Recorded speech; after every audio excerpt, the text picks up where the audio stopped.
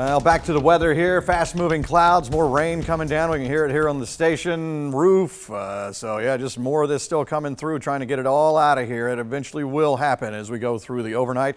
Here's a look at the radar shot. We've had those flood warnings that were in play a little while ago. Looks like those have dropped off, but flooding still a problem in spots. And then over the next couple of days, we're going to see the river levels go up. That'll be the gift that keeps on giving as we go through the next couple of days. Big storms, all that hoopla is gone. And man, there's damage stuff that we're going to be checking on tomorrow. Even tonight, we added onto it. Bleckley, Lawrence, Johnson County, structural damage in Kite there. We've seen debris signatures even tonight with the last little bit of that went by. Now this is just normal thunderstorm stuff that's rolling by at a pretty good clip.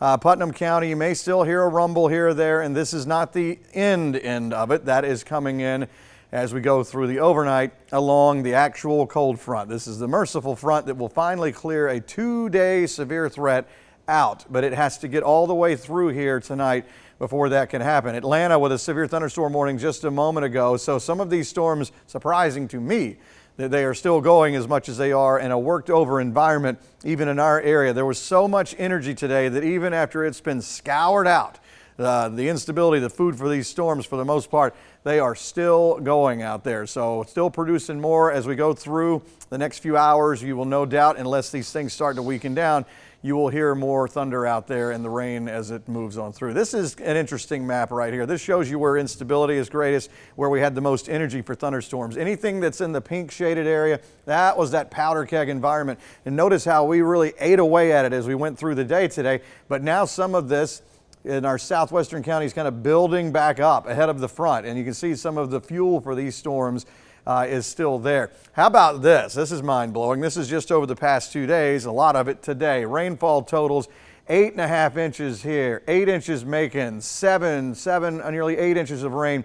And you can see where the have-nots, still impressive totals on a normal day, 1.5 inches, 2 to 3 inches in our southeastern counties, but this is way too much rain right here, and that's with yesterday and today. This looks better. 2 days of a level 3 that has been trimmed down. It really could be trimmed farther away, but we're still in a level 1 and along the front right there, just in case 1 or 2 of these still has a little bit of an edge to it. But I mainly anticipate just normal thunderstorms that are coming through, but we will be here through the overnight, still watching to see how this goes. There's a look at the high-res model. It shows these coming on across. We had kind of a mixture of 2 models that were right. The graph earlier picked up on those storms sweeping down and out, and now the high-res model has taken over with the still little cells coming across here, 3, 4 o'clock in the morning, 5 o'clock, and then we'll finally sweep this on out. Here's a look at that graph model. It did nail that, everything moving through, and it does show a little bit of stuff moving through, but not as much along the actual front as that other model. Maybe some 50s in the morning, and then back to drier air with low 70s tomorrow.